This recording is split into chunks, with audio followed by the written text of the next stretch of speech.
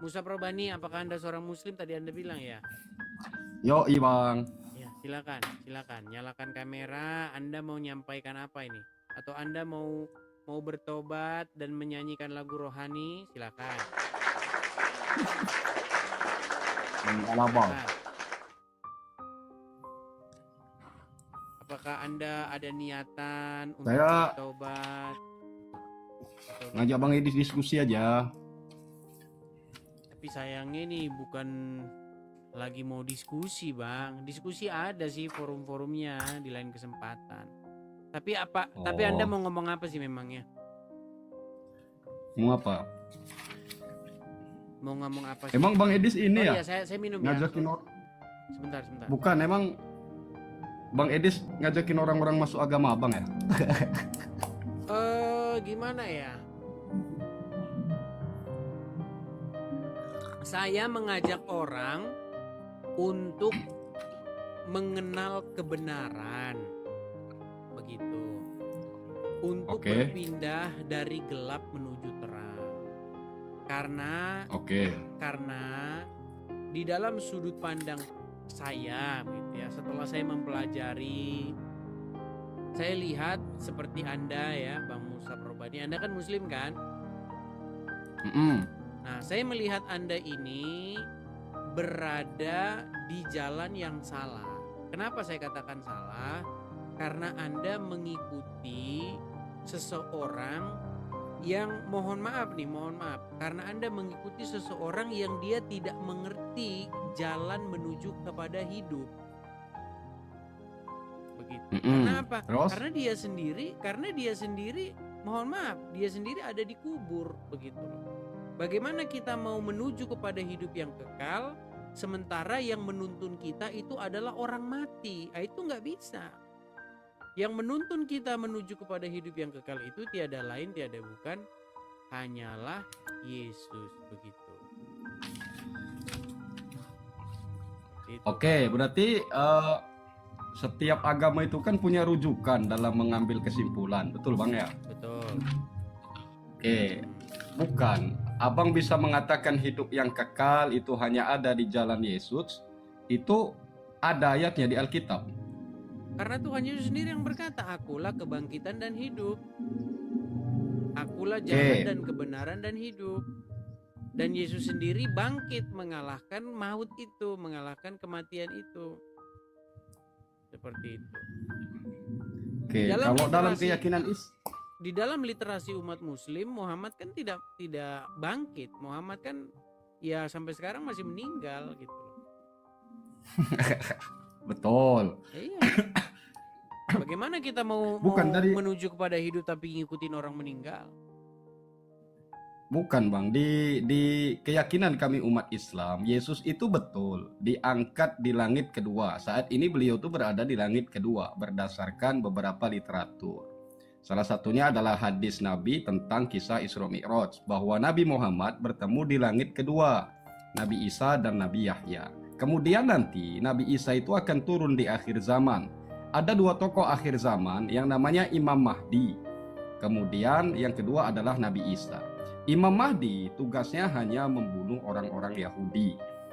Sementara kemudian ketika Dajjal muncul, nah Imam Mahdi tidak mampu. Yang diturunkan yang kedua adalah Nabi Isa yang ditugaskan untuk membunuh Dajjal, dan salah satunya yang kedua adalah mematahkan kayu salib. Maksud mematahkan kayu salib bukan kemudian dia naik gereja kemudian matahkan kayu salib. Seperti itu bukan, tapi mengajak umat Kristen memasuki agama Islam. Gitu Bang. Baik, saya tanggapi Bang ya, Ya. Jadi sebenarnya hadis itu ya kalau kita cek itu ada 3 tugas dia nanti, tugas Isa itu. Pertama, konon kabarnya dia membunuh Dajjal. Nah, katanya Dajjal itu matanya 1 begitu. Kenapa matanya 1? Ya nggak tahu gitu kan. Kemudian yang kedua, ya kalau saya lihat ya memang agak gimana gitu. Kenapa kok matanya harus 1 begitu? Kalau matanya 1, bukan, tidak. Di literatur Islam tidak ada yang mengatakan mata 1 Bang.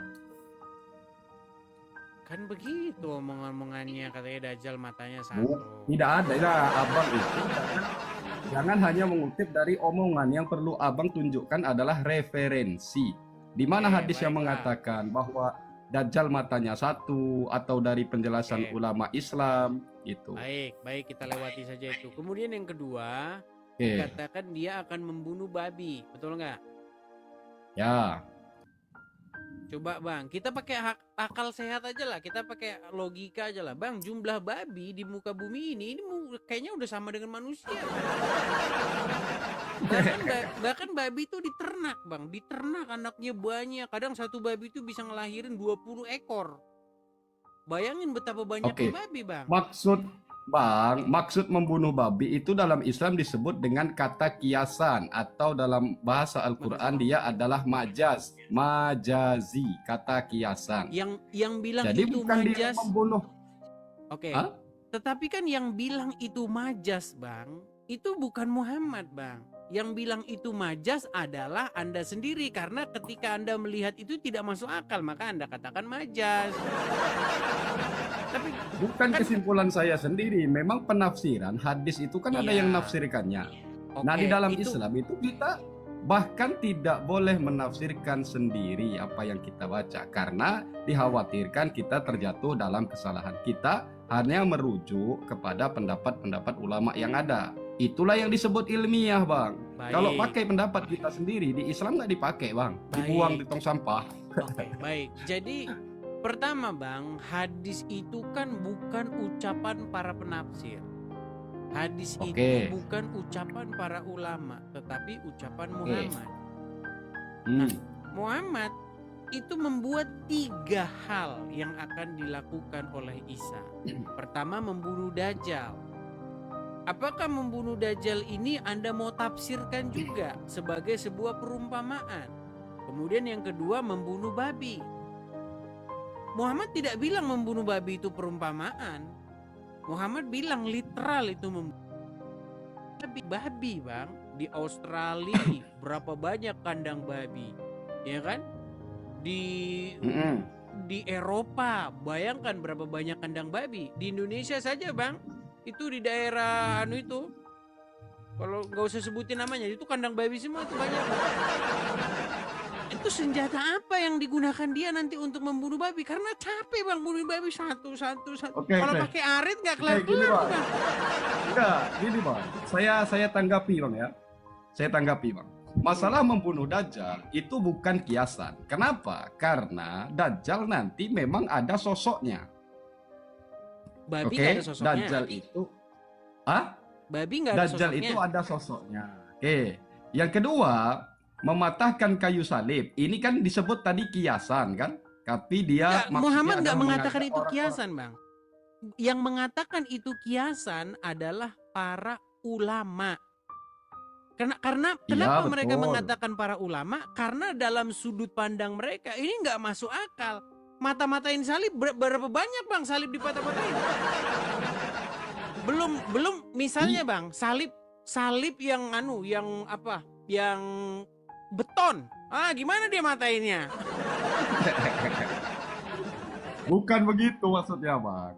Justru kita mengambil pendapat para ulama itu karena kita tidak bisa memahami hadis ini. Yang tahu hadis ini dengan bahasa Arab dan sedalam-dalamnya adalah para ulama. Quran mengatakan innama yakhsyallah min ibadihil ulama. Orang yang paling takut kepada Allah adalah orang ulama. Namanya orang takut bang, tidak mungkin dia menafsirkan berdasarkan akal dia sendiri. Ulama itu mengambil satu kesimpulan hukum atau satu kesimpulan tafsir, mereka berdoa dulu bang, tidak asal-asal. Iya, tetapi bang, kita juga harus jujur mengakui bahwa sesama ulama pun itu berbeda pendapat. Makanya berbeda pendapat itu dalam Islam rahmat bang. Al-khilafal bainal ulama hadzal rahmah. Perbedaan di kalangan para ulama adalah rahmat. Untuk apa? Untuk kita saling toleransi. Masalah mereka pernah berdialog, masalah mereka pernah berdebat, itu biasa. Orang saya juga bertemu dengan kawan-kawan yang berbeda pendapat dan kami santai aja bro. Orang saya dengan abang beda agama, bukan lagi beda pendapat, kan santai juga kan gitu. Ya enggak? Tapi begini bang, sebenarnya kita itu harus bisa membedakan bang, mana bang kena pelanggaran. ngerokok itu. Nyumput lo pada saya udahan. Lanjut. Oke, coba ya sebentar saya Oke. Jadi gini Bang. Jadi kita itu harus bisa membedakan mana kata Muhammad dan kata Quran dan mana kata para pemuka agama Islam. Oke. Kalau Anda katakan perbedaan itu adalah rahmat, itu bertentangan dengan statement Muhammad, di mana Muhammad mengatakan bahwa umat Islam ini akan berbeda-beda menjadi 73 golongan katanya. Dan 72-nya itu masuk neraka. Bagaimana Anda katakan rahmat? Jadi maksud saya gini Bang. Sebenarnya ungkapan-ungkapan itu kenapa kok dikatakan perbedaan itu rahmat? Ya untuk meredam yang namanya konflik. Makanya dimunculkanlah kata-kata seperti itu. Makanya gini saya itu Bang menghabiskan waktu saya itu bukan sedikit mempelajari agama Islam Bang. Jadi saya ngerti betul kenapa ada ungkapan-ungkapan seperti itu. Saya tanggapi Bang ya, Bang. Jelas. Islam itu Bang, kata Nabi hanya 73 golongan, oke? Hanya 73 golongan. Oke, akan terpecah menjadi 73 golongan Bang. Ya. Sekarang 73 golongan ini Bang, kalau seandainya yang ada saat ini, misalnya di Indonesia dengan perbedaan pendapat seluruhnya kan, ada NU, ada Muhammadiyah segala macam, itu kitabnya sama Bang. Kitabnya sama yaitu Al-Quran. Rujukannya sama, yang kedua adalah Al-Hadis. Itu dalam mengambilan kesimpulan hukum agama. Sementara Kristen itu juga disebutkan di hadis Nabi terpecah menjadi beberapa golongan. Tapi bedanya Kristen dengan Islam adalah, contoh nih Bang, ya Kristen Katolik dengan Kristen Protestan, itu kitabnya saja sudah berbeda, betul. Isi Alkitabnya berbeda, bagaimana dia bisa dikatakan sebagai agama yang benar? Rujukan kitabnya kan berbeda. Ya, kita agak sedikit lari ini. Tadi gini Bang, kita itu tadi menanggapi omongan Anda tadi kan yang mengatakan bahwa di dalam agama Islam, kata Anda ini, dan Anda mengutip perkataan ulama, perbedaan itu adalah rahmat. Nah, statement ulama itu bertentangan dengan statement Muhammad. Karena dikatakan oleh Muhammad bahwa umat muslim ini akan terpecah menjadi golongan yang berbeda-beda. Jumlah golongannya itu nanti akan 73 golongan. Dan 72-nya itu masuk neraka jahanam. Hanya satu golongan yang benar. Berarti klaim Anda itu yang berbedaan itu adalah rahmat bertentangan dengan perkataan Muhammad. Itu maksud saya tadi Bang. Tapi kembali lagi bukan bertentangan Bang. Maksud 73 golongan, Abang lanjutkan hadisnya. Siapa yang akan masuk surga itu adalah orang yang berpegang teguh kepada sunnahku dan sunnah para khulafa ar-rasyidin. Yang 4 sahabat Nabi itu Bang, kan? Nah, perbedaan tidak ada di situ dikatakan orang yang berpegang kepada pendapatnya ulama, kan nggak ada. Silakan Abang buka hadisnya, lanjutkan hadisnya. Jangan berhenti di situ. Abang buka Google lah. Ulamanya itu ulama siapa dulu Bang? Karena ulama dari mazhab Syafi'i itu tidak akan mengakui ulama dari mazhab yang lainnya. Bahkan mereka itu saling bertentangan. Contoh Bang, masalah kunut subuh saja itu kan antar mazhab kan beda-beda. Dan mereka bahkan saling baku hajar itu. Nggak kelar-kelar sampai hari ini belum kelar. Masalah kunut subuh. Terus masalah takbiratul ihram. Ada yang bilang segini nih. Betul nggak? Ada yang bilang segini. Ada yang bilang begini. Itu saja nggak kelar-kelar sampai sekarang. Nah, itu Bang, itu namanya, nih saya kasih tahu Abang Edis ya, kalau belum tahu ya, itu namanya ikhtilaf bainal ulama fil furu'. Furu' itu artinya cabang dalam agama, bukan dalam masalah usul. Usul itu dalam masalah akidah. Jadi, perbedaan pendapat dalam masalah cabang kunut atau tidak kunut, yasin atau tidak yasin, takbiratul ihrammu setinggi dada atau setinggi telinga, itu tidak masalah. Itu justru memperkaya hazanah keilmuan.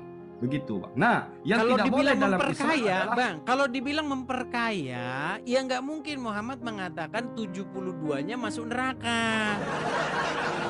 Nah, ini yang Abang salah dalam menafsirkan hadis. Berbeda kunut dan tidak kunut bukan menentukan 72 golongan itu.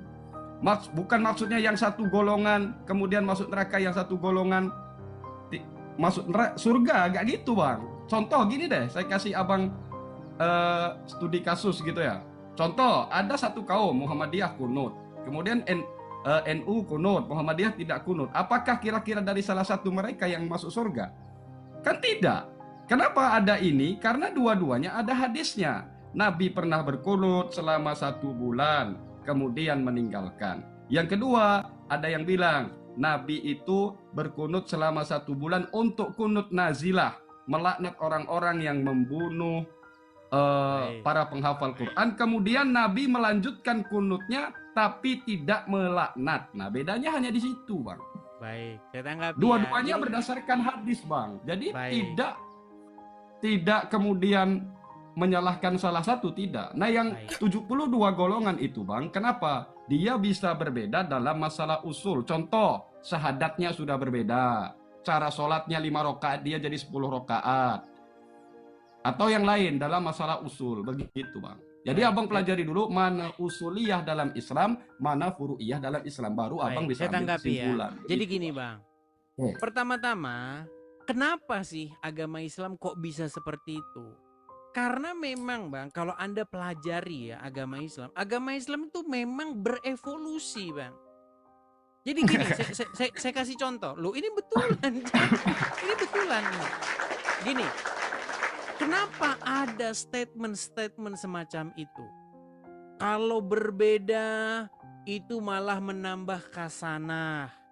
Kalau berbeda masalah kunut dan tidak kunut, oh Nabi juga pernah kunut, pernah juga tidak kunut. Kalau memang benar pernah dua-duanya dilakukan, kenapa mazhab yang satu mempertahankan, enggak kunut, yang satu mempertahankan kunut? Itu sebenarnya mazhab-mazhab itu terjadi karena memang di antara mereka itu meyakini bahwa sholatnya Muhammad itu memang, contoh, takbiratul ihramnya memang di atas kepala begini, makanya dia mati-matian begini terus. Makanya sholat mereka begini, nggak ada sholat mereka begini. Nah, makanya dibuatlah hadis. Oh, kadang Muhammad takbiratul ihramnya begini, kadang juga begini. Artinya dua-duanya benar. Untuk apa? Kenapa harus dibilang dua-duanya? Biar akur dua-duanya. Karena itu, dan bohong seperti itu, sebentar Bang. Bohong seperti itu diizinkan sama Muhammad. Ada sebuah hadis itu bilangnya begini. Sesungguhnya tidaklah berdusta orang yang berdusta di dalam 3 perkara. Salah satunya adalah mendamaikan orang yang bertikai. Jadi kalau ada umat muslim bertikai nih, kunut atau enggak kunut, takbiratul ihramnya segini atau segini, itu memang harus dibuat kebohongan seperti itu. Dan itu nggak apa-apa, Muhammad yang boleh berbohong itu. Ketika ada 2 orang bertikai, supaya mereka tidak bertikai, maka boleh berbohong. Itu, Pak. Kemudian masalah yang ini sholat itu kan. Kalau misalnya Bang, kita mau jujur-jujuran, itu bukan hanya masalah sholat saja. Contoh. Masalah kencing berdiri. Itu di hadis-hadis dikatakan, barang siapa yang mengatakan bahwa Muhammad pernah kencing berdiri, maka dia berdusta. Tapi ternyata ada hadis yang mengatakan Muhammad kencing berdiri. Ya, Abang jangan bilang hanya ada hadis, tunjukkan referensinya dong. Oke, di mana baik, Abang saya menemukan tunjukkan. hadis itu. Oke, selama ini Abang tahu bahwa Muhammad kencingnya tidak pernah berdiri, dia jongkok terus. Ya. Baik. Saya akan tunjukkan kepada Anda bahwa Muhammad itu pernah kencing berdiri, ya. Oke, terus. Oke, tunjukkanlah mana. Ya, ini saya tunjukkan. Sabar, Bang. Tenang, Bang. Ya. Saya akan tunjukkan kepada Anda. Nih, saya akan bacakan dulu hadisnya yang mengatakan Muhammad Diriwayatkan dari Aisyah Beliau berkata, barang siapa yang berkata bahwa Rasulullah kencing dengan berdiri, maka jangan kalian benarkan. Rasulullah tidak pernah kencing kecuali duduk. Seolah-olah Aisyah absen terus nih kalau Muhammad kencing. Jadi seolah-olah mau kemana suamiku, mau kencing, ikut. itu jongkok. itu tafsiran abang itu. Jangan asal salah. Loh bang, Aisyah ngomong begini. Barang siapa yang berkata bahwa Rasulullah kencing berdiri, maka jangan kalian benarkan. Seolah-olah Aisyah itu selalu mantau Muhammad kalau kencing. Masa diikutin terus kalau dia kencing? Tapi sebentar, belum selesai. Berarti kan abang bilang kan tadi, yang jelasnya abang bilang seolah-olah kan. Jadi namanya seolah-olah itu tidak 100% benar. Oke, lanjut. Bang, bukan seolah-olah, Bang. Nah ini makanya abang. Karena abang yang bilang tadi. Coba ya, coba dengarkan dulu, dengarkan ya. Saya bacakan nih. Diriwayatkan dari Aisyah radhiyallahu anha. Beliau berkata, barang siapa yang berkata bahwa Rasulullah kencing dengan berdiri, maka janganlah kalian benarkan. Rasulullah tidak pernah kencing kecuali duduk. Berarti kesimpulannya, kita mengambil kesimpulan bahwa tiap Muhammad kencing, Aisyah hadir. Karena itu kesimpulan abang kan? Itu kesimpulan abang kan? Kalau begitu dari mana dia tahu bahwa Muhammad selalu kencing berdiri? Dan dia yang bisa namanya... simpulkan, tidak pernah Muhammad kencing kecuali duduk. Ya karena Nabi Muhammad itu kan menjadi contoh umat, Bang. Karena tidak mungkin dalam Islam itu, Bang, kalau Bang, kita berkata... Bang, saya kasih contoh, Bang ya. Contoh, abang punya istri? Pernah nggak istri abang itu ngikut terus kalau lepas kencing? Saya mau kencing, ngikut. Enggak lah. Artinya istri Anda sendiri nggak tahu Anda kencingnya gimana. Entah Anda jongkok, entah Anda berdiri. Karena ke waktu Anda kencing, istri Anda nggak ikut ke kamar mandi, betul kan?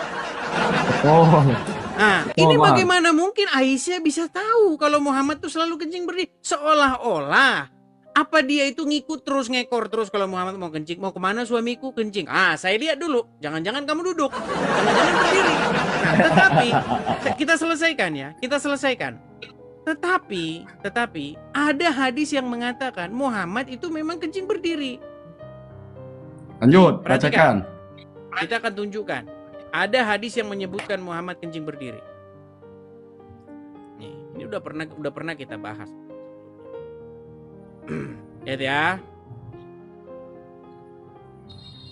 Saya balik dulu kamera saya.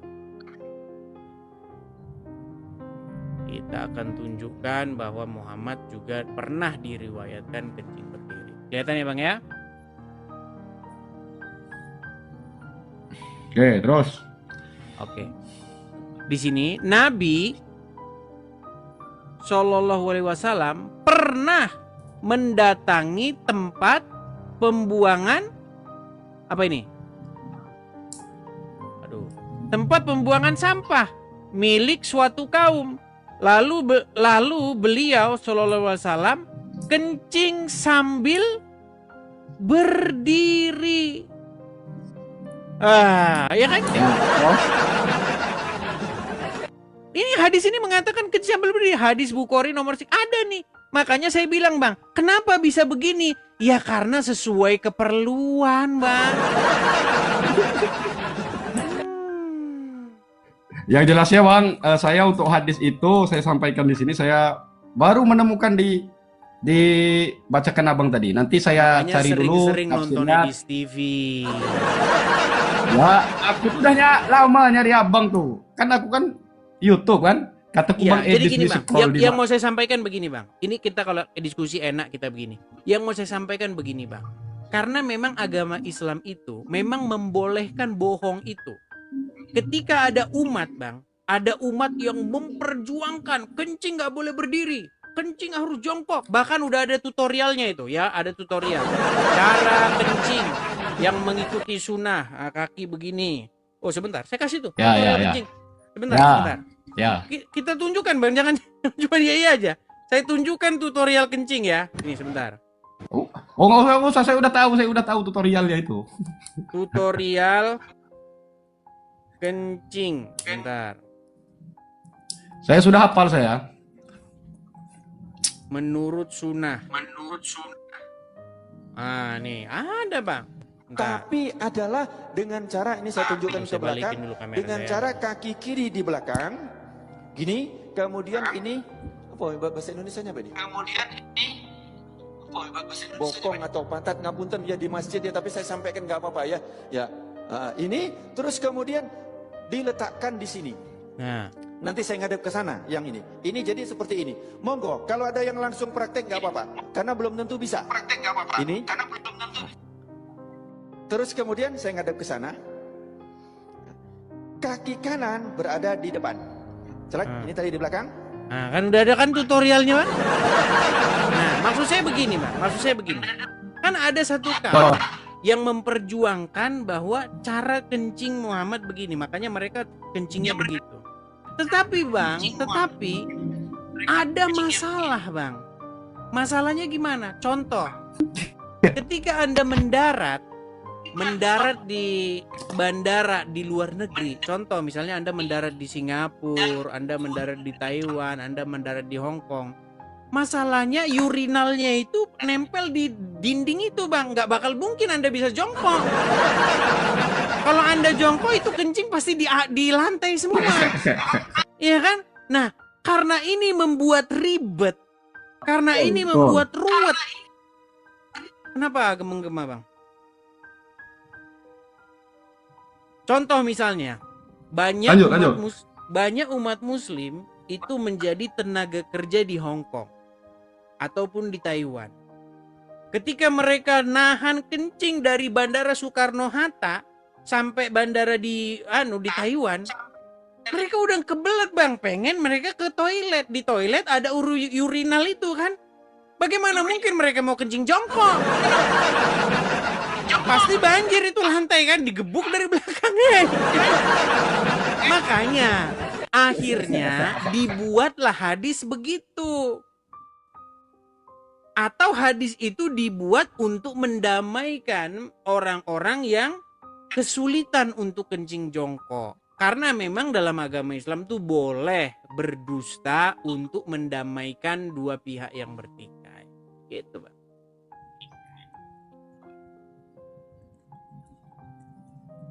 Selama ini dia belum pernah tahu itu Muhammad kencing berdiri.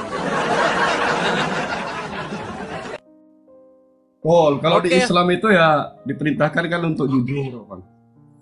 Jadi tak boleh kita bohong. Bang. Kalau belum pernah baca, ya sampaikan. Bang, Muhammad kan membolehkan berdusta. Betul. Oke, terus? Bagaimana mungkin Muhammad mengajarkan jujur di detik yang sama dia bolehin dusta? Bahkan kalian kan menggelari Muhammad itu sebagai seorang yang al-amin. Gelarnya itu terpercaya, jujur terpercaya. Tapi di detik yang sama dia ngajarin bohong dalam 3 hal. Tapi intinya yang mau saya sampaikan itu bang, saya hampir setiap hari saya live begini. Saya itu ingin supaya kalian itu bang berpindah bang, dari kegelapan menuju terang. Makanya bang, ya pesan dari saya itu aja lah bang. Kalau Anda mau mengenal kebenaran. Bukan. Bang. Saya sanggah dulu abang itu ya. Di kitab abang itu tidak ditemukan bahwa kalau orang agama Islam masuk agama Kristen itu berpindah dari gelap menuju terang. Sementara kalau di agama kami itu dijelaskan bahwa diturunkannya Al-Quran wa nunazzilu minas sama itu adalah turunkan Al-Quran itu yukhrijukum minadh-dhulumati ilan nur, mengeluarkan kalian dari kegelapan menuju cahaya yang terang benderang. Nah, cahaya Islam itu, Pak. Cahaya itu ada di mana, Bang? Al-Quran diturunkan supaya kalian yang tadinya kegelapan itu melihat cahaya, betul? Cahaya terang, betul? Bukan melihat. Gini bang ayatnya, Alif Lam Ra, surah Ibrahim. Abang buka surah Ibrahim Ya. ayat 2. Saya sudah baca Bang Al-Quran itu sudah saya katamkan 100 kali lebih. Jadi Alah, saya tahu bohong apa yang aja. Anda bahas. Oke, masalahnya Oke, begini. lanjut. Masalahnya saya melihat umat Islam itu tidak menjadikan Al-Quran sebagai rujukan pedomannya. Di dalam Al-Quran surat Al-Ahzab ayat 70, ya ayyuhallazina amanu, wahai orang-orang yang beriman, katakanlah perkataan yang benar. Tetapi Terus? di dalam hadis dikatakan engkau boleh berdusta di dalam 3 perkara. Makanya saya bilang umat muslim ini sekarang Bang lebih mengikuti hadis ketimbang Al-Quran. Bahkan lebih mengikuti omongan para ulama-ulamanya, kiai-kiainya. Di dalam Al-Quran disuruh, sesungguhnya di dalam kitab-kitab sebelumnya itu terdapat petunjuk dan cahaya. Sesungguhnya Al-Quran ini membenarkan kitab sebelumnya. Itu kata Al-Quran Bang. Jadi Al-Quran itu nggak boleh tidak sejalan dengan kitab sebelumnya. Harus sejalan. Karena Quran itu datang membenarkan yang sebelumnya. Bukan nyalah-nyalahin. Nah, bukan membenarkan Bang. Kita itu umat Islam tidak dianggap imannya sempurna kalau kita tidak beriman kepada kitab sebelumnya. Ini saya sampaikan ke Abang, hanya empat kitab Bang yang diturunkan Allah Tuhan kita itu hanya 4. Bukan Tuhan. Pertama adalah kitab. Salah. Begini Bang. Al-Quran itu datang membenarkan kitab sebelumnya atau menyalahkan kitab sebelumnya? Membenarkan dan mengoreksi. Oke. Mengoreksi. Karena di dalam Al-Quran disebutkan begini Bang. Ya karena dalam Al-Quran, Abang buka dalam Quran. Bagaimana mungkin membenarkan di detik yang sama mengoreksi itu gimana? Bang, membenarkan sama mengoreksi itu sesuatu yang kontradiktif loh. Itu sama saja Anda bilang lingkaran itu berbentuk segitiga. Ya nggak mungkin lah. Mungkin nggak lingkaran? Aduh, Anda menggema. Menggema Bang, coba. Bukan Bang, gini loh, di Quran itu ada ayat gini.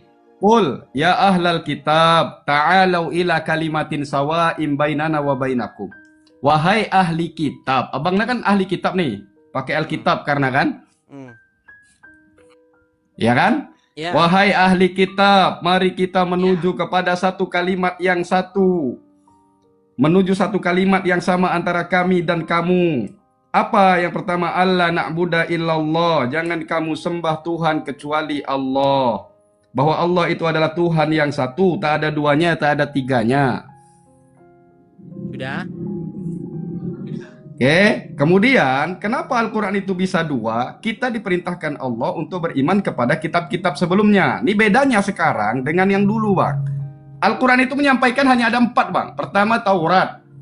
Apakah Taurat sekarang masih ada? Itu nanti Abang jelaskan. Itu katanya pertama ada di Perjanjian Lama. Tapi ternyata setelah dicek Perjanjian Lama banyak yang diubah-ubah. Karena Al-Quran sendiri menyampaikan fawailul lilladzina yaktubunal kitaba biaidihim thumma yaquluna hadza min indillah. Celakalah orang yang mengubah-ubah kitab mereka dengan tangan mereka sendiri. Lalu mereka katakan itu dari sisi Allah. Nah, itu kerjaan orang Islam, Coba. Bang. Bukan kerjaan orang Islam. Kalau Al-Quran Bang, bisa diverifikasi dari sejak zaman Nabi Muhammad sampai dengan hari ini sejak sama, tak ada beda. Tapi kalau Alkitab, ada yang 99 isinya lain, ada yang 2025 nanti isinya lain, dan itu rata-rata terbitan LAI kan. Artinya di sana ada revisi Bang. Baik, kita tes ya. Jadi gini Bang. Anda mengatakan bahwasanya celakalah orang-orang yang menulis kitab, yang membuat-buat, lalu berkata ini dari Allah untuk keuntungan yang sedikit. Kan gitu bunyi ayatnya. Betul? Pertanyaan saya Bang, yang kerjanya bikin-bikin kitab lalu mengatakan ini dari Allah siapa kalau bukan orang Muslim? Bukan bang, kalau nulis nggak apa-apa bang. Yang jadi masalah itu mengubah isinya. Kalau sekedar nulis kemudian abang sama, Al-Quran bisa abang verifikasi dari sejak zaman Nabi Muhammad sampai sekarang. Itu dituliskan untuk apa? Untuk memudahkan orang dalam membaca. Coba abang buka surat Al-Ahzab Tapi ayat 63. yang jadi masalah itu bang, nih poinnya nih, abang di situ dikatakan poinnya fawailul lilladzina yaktubunal kitaba biaidihim. Yang mengubah, bukan dia menulis saja. Kalau dia menulis, yang mengubah itu kalian. Coba buka Quran surat Al-Ahzab ayat 63. Coba. Oke, terus? Ya buka dulu, saya kasih tahu nanti bagaimana umat muslim merubah-rubahnya. Coba.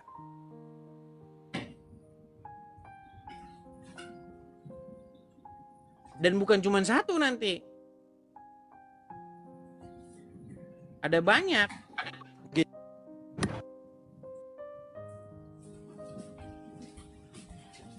Celaka. Bentar, saya ambil Quran dulu ya.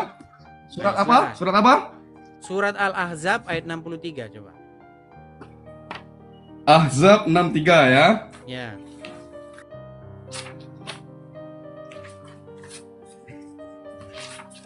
Ahzab.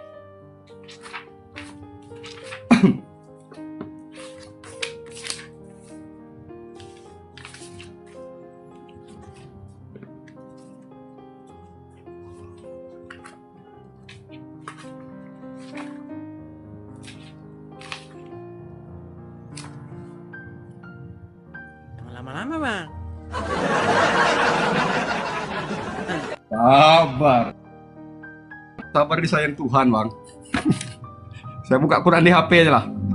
Ya, di HP aja cepat. Al-Ahzab 63 coba bacakan. Sabar ya, sabar ya. Sabar bang. Innallaha ma'as sabirin. Allah bersama orang-orang yang sabar. Kalau diskusi harus sabar bang. Kapan-kapan kita buat tema lah bang. Kita buat tema The Jesus, God, Prophet or God. Kan itu bang. Seru itu bang. Itu udah tema bahas sih bang. Udah kita bahas terus itu mah. Udah tema.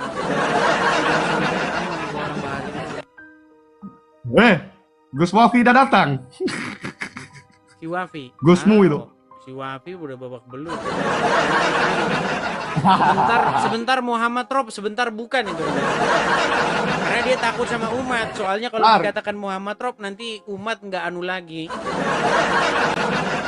Ayo coba silakan coba. Al-Ahzab 63. Al-Ahzab 63.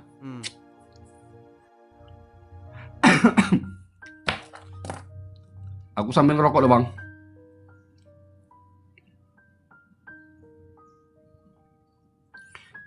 Mana 63 ini?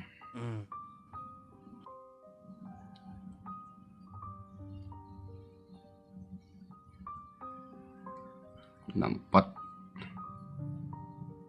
56. Lama. Ya selalu kak. Terus. Mana? Al-Ahzab 63. Iya. Iya terus apa bunyinya? Mereka berkata kepada kamu tentang hari kiamat. Apa kalau ada orang bertanya tentang hari kiamat? Muhammad suruh jawab apa? Qul innama ilmuha indallah. Katakanlah ilmu itu, hari kiamat itu ada di sisi Allah. Jadi kalau ada orang tanya sama Muhammad tentang hari kiamat, disuruh jawab ilmu tentang hari kiamat itu hanya di sisi Allah. Betul? Betul. Terus? Nah, itu ayat Al-Quran dirubah sama orang muslim. Bagaimana cara merubahnya? Muncullah seorang imam namanya Bukhari. Dibuatlah hadis bahwa Muhammad berkata tidak terjadi hari kiamat kecuali hari Jumat. Duh, gimana? Makanya saya bilang mereka merubah-rubahnya dan berkata ini dari Allah. Ya kan? Coba saya tanya sama Anda. Muhammad tahu kiamat hari Jumat dari siapa? Bukan. Yang saya bilang mengubah itu, Bang. Itu yang abang Sebentar dulu, sampaikan Bang. kan Sebentar, tadi Bang. hadis. Muhammad Tadi hadis kan? Muhammad tahu hari kiamat tuh hari Jumat, dia tahu dari siapa? Ya tentu dari Allah. Karena Nah, abang sedangkan buka di dalam Quran surah. sedangkan di Bukan. dalam Abang Quran buka Quran surat apa saya lupa surat itu. Wa ma yantiqu 'anil hawa. Ayat itu di dalam surat Iya, An-Nahl atau in huwa. An-Najm. Wa ma An-Najm itu yantiqu kan? 'anil hawa, wa ma yantiqu 'anil hawa in huwa ila wahyu yuha. Tidaklah apa yang diucapkannya itu berdasarkan Itu hawa abang nafsu. tahu. Bang, jangan ngajarin saya soal Quran, Bang. Seharusnya kalian berguru sama saya, duduk di kaki saya kalau mau ngajarin saya Quran. Bang, dengerin. Allah. Bang, justru begini. Justru kalau kita merujuk kepada ayat tersebut, kita bisa-bisa murtad dari agama Islam. Saya kasih contoh. Gini. Di dalam Quran disuruh, kalau ada orang bertanya kepadamu tentang hari kiamat, katakanlah pengetahuan ilmu tentang hari itu hanyalah di sisi Allah. Artinya kata-kata itulah yang harus keluar dari mulut Muhammad. Setuju? Tetapi ternyata pada prakteknya di lapangan Muhammad tidak bilang begitu. Ketika ada orang bertanya tentang hari kiamat, Muhammad nggak bilang hari kiamat itu hanya di sisi Allah. Nggak gitu dia bilang. Malah dia bilang tidak terjadi hari kiamat kecuali Jumat. Artinya apa? Artinya di sini ada dua kemungkinan. Pertama, Muhammad melanggar Al-Quran. Kedua, orang-orang membuat Muhammad mengatakan sesuatu padahal sesungguhnya Muhammad tidak mengatakan itu. Ada itu kemungkinan, hanya dua itu kemungkinannya. Nah, kalau kemungkinan yang pertama, Muhammad mengucapkan sesuatu yang tidak diperintahkan Allah, maka itu bertentangan dengan ayat Quran tadi. Wa ma yantiqu 'anil hawa in huwa illa wahyu yuha. Dialah tidak mengucapkan sesuatu kecuali yang diwahyukan. Yang diwahyukan itu tadi, pengetahuan hari kiamat tuh hanya sisi Allah, bukan hari Jumat. Bukan, abang keliru di situ, Bang. Bang, yang namanya hadis, yang namanya hadis itu, Bang, adalah penafsiran dari Al-Quran. Sehingga tidak mungkin selamanya kapanpun atau dalam keadaan apapun hadis bertentangan dengan Al-Quran. Itu yang pertama. Karena hadis itu sebagai bentuk penjelasan yang paling utama tentang Al-Quran. Bagaimana kita memahami Quran, itu salah satu caranya adalah yang pertama dengan hadis. Kalau dengan hadis yang nggak bisa, baru yang kedua dengan asar para sahabat. Kalau nggak bisa, baru dengan qaul ulama. Qaul ulama itu nomor 3, Bang. Nah, berkaitan dengan ini, qul inama ilmuha indallah, katakanlah ilmu itu tentang hari kiamat, itu hari pastinya, Bang. Kapan? Jumat, ya? Kan kata Muhammad hari pastinya Jumat. Nabi Muhammad tidak mengatakan pasti, betul. Misalnya Nabi Muhammad bilang Jumat. Cuman Jumat kapan kan Nabi Muhammad tidak sebutkan. Iya, Jumat tapi kan pasti, kapan Nabi Muhammad tapi tidak kan sebutkan. Jumat kan? Yang pasti Jumat kan? Begitu kata hadis Nabi, kan? Iya, yang pasti Jumat. Makanya Tidaklah saya terjadi bilang kiamat kecuali hari Jumat. Dia tidak bertentangan dengan ayat ini, Bang. Bertentangan. Dari mana Abang katakan bertentangan? Tidak. Karena kata Al-Quran, kalau ada orang bertanya, mereka bertanya kepadamu tentang hari kiamat, katakanlah kiamat itu, pengetahuan tentang hari itu hanyalah di sisi Allah. Itu disuruh jawabannya. Tetapi Muhammad tidak mengeluarkan kata-kata itu. Dia malah mengatakan sesungguhnya kiamat itu tidak akan terjadi kecuali hari Jumat. Ya, oke, gini Bang. Itu sebentar, biar saya selesaikan. Berarti di sini ada beberapa kemungkinan. Pertama, seperti saya bilang tadi, kalau memang Muhammad betul-betul mengatakan demikian, berarti Muhammad tidak menuruti apa yang disuruh dia ucapkan. Kalau yang kedua, misalnya pengarang hadis membuat Muhammad berkata demikian, padahal sesungguhnya Muhammad tidak berkata demikian, berarti kena yang tadi itu. Mereka merubah-rubah ayat dan berkata ini dari Allah untuk keuntungan yang sedikit. Jadi makanya saya bilang, Bang, maju kena, mundur kena. Saya tanggapi, Bang. Bang, udah enakan jadi Kristen aja udah. Oh iya, daripada Abang pusing-pusing. Bang, Abang buka Quran surah 19 ayat Quran surah 3 ayat 19. Innad dina indallahil Islam. Agama di sisi Allah hanya agama Islam. Oke, saya tanggapi yang ini, Bang. Abang tadi baca, wa ma yantiqu 'anil hawa in huwa illa wahyu yuha. Nabi Muhammad tidak berkata dari hawa nafsu. Oke, yang ini wahyu Allah, betul? Qul innama ilmuha indallah, wahyu Allah. Tapi Abang menafikan bahwa jawaban hari Jumat itu juga wahyu dari Allah, bukan dari lisan Muhammad sendiri.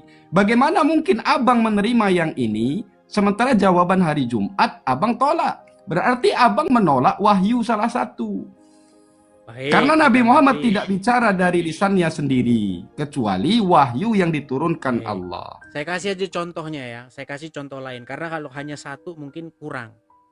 Pernah suatu kali Muhammad itu pergi ke Madinah. Di sana dia melihat para petani kurma itu lagi nyerbuk benang sari dan putik itu ditempel-tempel begini biar buah. Lalu ketika Muhammad melihat itu, dia bilang, apa yang mereka kerjakan itu? Mereka sedang melakukan penggabungan benang sari dan putik itu. Lalu apa kata Muhammad? Apa yang mereka kerjakan itu adalah perbuatan yang sia-sia. Jikalau pohon kurma itu dibiarkan begitu saja, maka pohon kurma itu akan berbuah baik-baik saja. Nah, omongan Muhammad itu sampai kepada telinga para petani kurma. Dan karena ini Nabi yang berbicara, wa ma yantiqu 'anil hawa in huwa illa wahyu yuha. Kalau Nabi ngomong, maka omongannya itu bukan dari hati kemauannya, bukan dari hawa nafsunya, melainkan apa yang diwahyukan. Nah, diturutin sama petani kurma itu. Ternyata akibat daripada mengikuti petani kurma itu, mereka mengikuti Muhammad, mereka gagal panen. Bukan. Yang perlu Abang tunjukkan cerita itu dari mana? Cerita itu dari mana? Astagfirullahaladzim. Bang, ada HP di situ, Bang. Abang ada HP di situ satu lagi. Coba ketik di situ Muhammad dan petani kurma di Madinah, coba.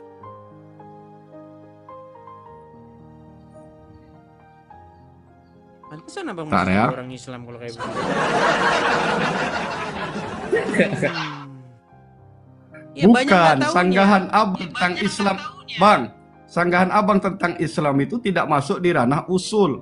Itu hanya hal-hal sederhana dalam Islam yang bisa dumi, Bang. Bang, itu kalau kami nyerang Kristen itu bukan. Kalau kami ke Kristen itu misal contoh, tunjukkan di mana Alkitab mengatakan bahwa Yesus mengaku Tuhan. Kan tidak ada. Kalau di Quran jelas, innani anallah la ilaha illa ana. Coba dibacakan dulu. Itu wa'budni wa aqimis sholata lidzikri. Coba dibaca dulu tadi tuh. Muhammad dan petani kurma, coba buka hadisnya. Petani kurma, coba buka hadisnya. Oke, ntar ya. Coba. HP kok agak lemot ini, Bang. HP jelek soalnya. Ngomong-ngomong, Abang dari mana, Bang? Lampung kah?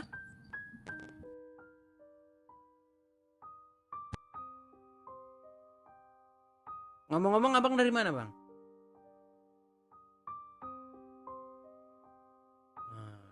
Ini udah mulai ciri-ciri kabur ini kalau udah begini nih. Udah dijeda-jeda ini. Jangan keluar dari aplikasi, Bang. Abang kalau mau ngecek pakai HP satu lagi. Jangan pakai HP yang sama.